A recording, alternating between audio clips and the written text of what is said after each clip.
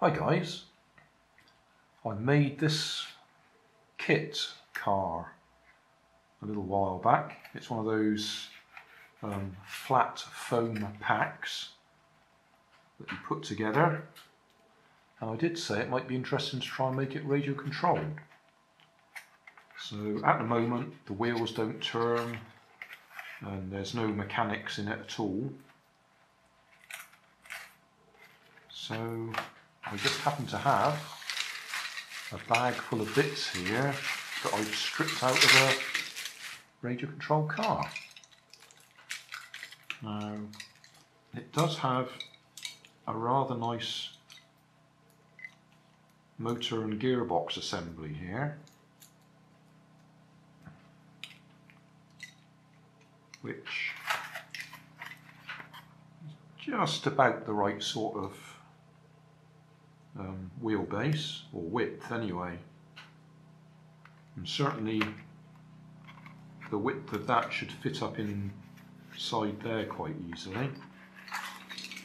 Steering, I'm not sure whether to go with what the little car I took apart had, which was a straight front axle that doesn't even touch the floor, and then it has one of those little wheels, single wheels, that slops around when it goes in reverse. So we just have a single channel car. I'm very tempted to do that. Just see if we can squeeze it all in there. The only thing is, this is a 2.4 gigahertz receiver and I don't have a matching transmitter. So I'm going to have to get rid of that anyway, swap it out for something else.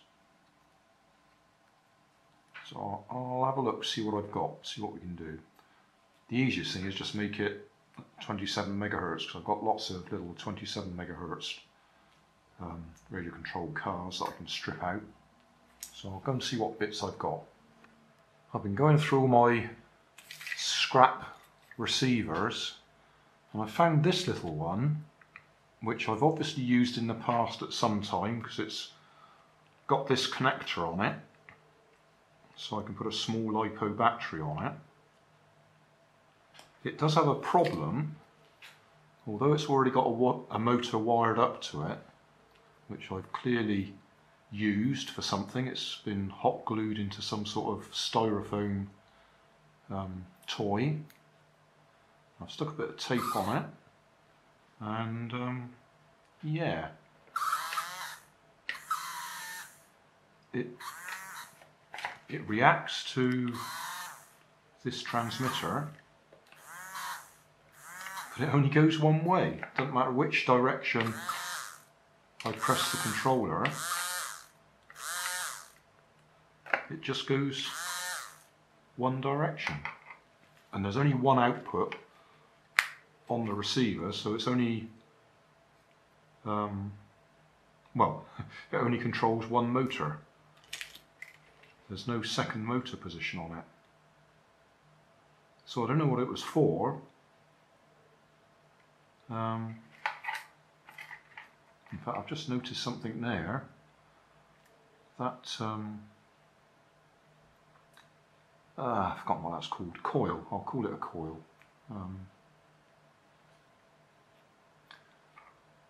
That's going to nowhere. There's no solder track on the bottom of it. It's clearly broken away, so I'm going to have to resolder that.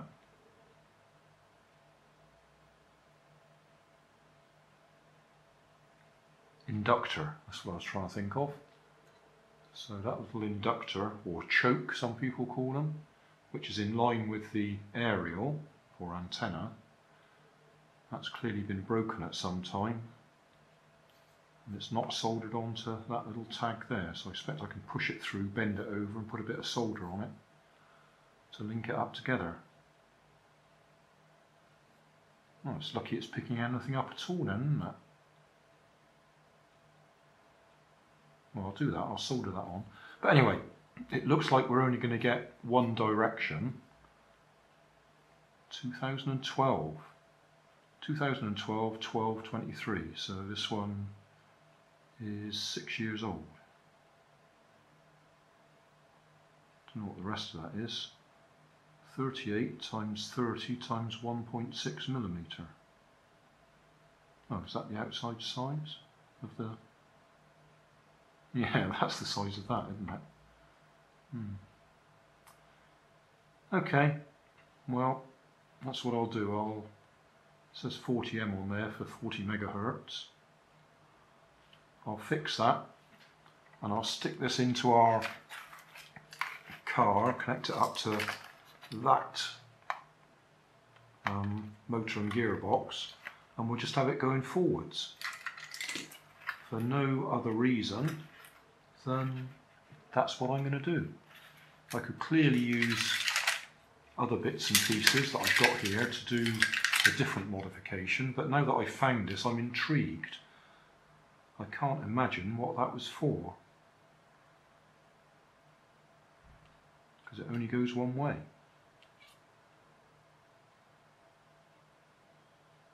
Unless one of those chips has gone faulty and it should go backwards, but it's only going forwards. Just have a close-up of those chips so you can see the numbers on them.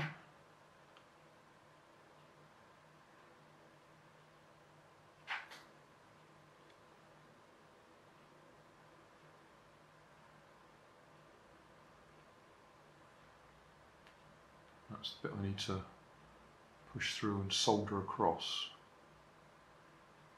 It's obviously been in the wars a bit, this one. I'm not going to do a full video of everything that I'm doing here, but I've taken these central sections out and I'm cutting them about so that we can slide the motor unit in there and line it up, so it should be about right for the wheel arches. We're not going to bother with steering at the moment because we can only go forwards anyway, so with that receiver. So what I've done is put a little bit of drinking straw through to hold the axle in place. I've tucked the receiver in there. I've brought the battery wire out to here. I'm hoping I can slide the battery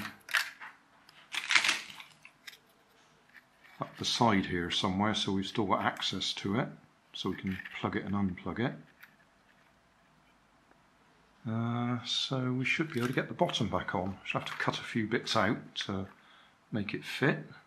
I've already cut this end out so the wheel's clear.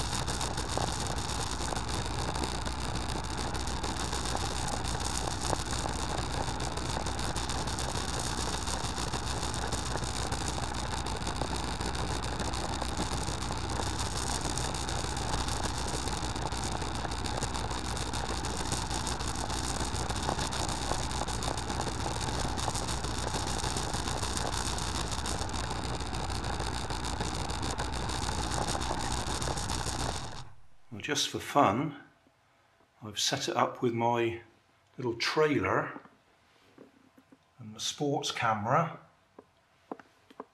to give us some action photos or action film.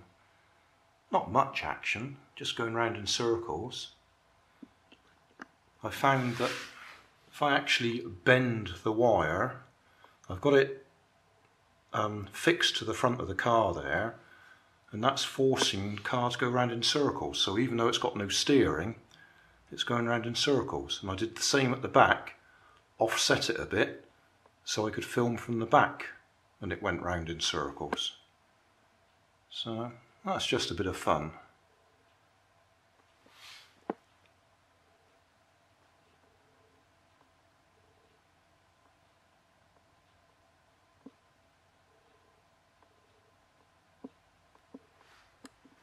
Hey, thanks for watching.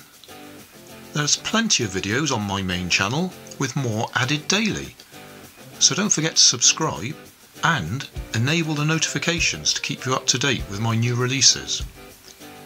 My second channel, Grandad's Other Channel, is where I put the longer videos with more detail. Then there's my Facebook page, and you can follow me on Twitter. You can help keep my channel running by donating $1 on Patreon to buy me coffee. And if you fancy some Grandad merchandise, I have 2 shops, one on Redbubble and the other on Cotton Cart. Finally, you can always find more information in the video description. Thanks again for watching.